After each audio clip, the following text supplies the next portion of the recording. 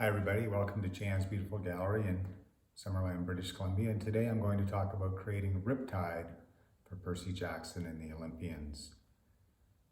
When we're asked to recreate or create a franchise prop for a show, even though there's source material out there, I know there were movies made before, I actually don't watch the films. I don't want any preconceived notions of what things should look like prior to I get my hands on what we want to do.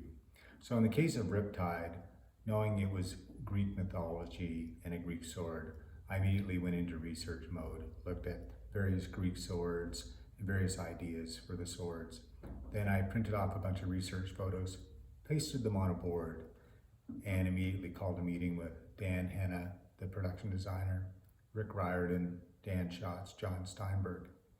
Once we all sort of came up with the fact that we wanted to keep the sword fairly plain, fairly historically correct to the era, then it was up to me to get a hold of my illustrator, Warren, who's incredibly talented, and have him take the historical photos that I found and incorporate it into a sword for Walker. And so with Warren's illustration, you can see his illustration is on one side with supposed Walker holding it. We then created the metal swords that you see on the other side. And the whole concept of creating those swords was that Walker wasn't in town yet, so we didn't know what size sword would actually be the right length for him. So I contacted my builders in Burnaby and asked them to make 3 swords of various length blades and various size handles, because we wanted to put swords in Walker's hands the minute he arrived in town to make sure that we could do the right length. Once Walker arrived and held the plain, very plain prototypes, and we picked a size, then I turned around and contacted the builders again and said, okay, turn your machines on, and we proceeded to make the brass and aluminum swords that you saw in the previous photo with the engraved handles.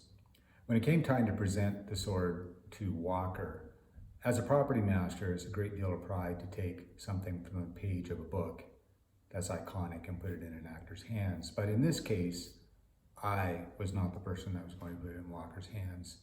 That honor went to Rick Riordan and our producer Dan Schatz, who were both with Walker when Walker came in to see the sword for the first time. And the look on his face when he saw it is something I'll never forget. And we were very proud of that moment.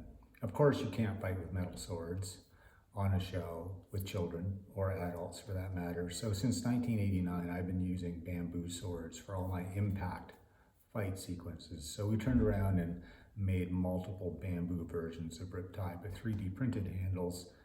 And also we made a few rubber ones. We made some with lights in them for ILM, for tracking lights.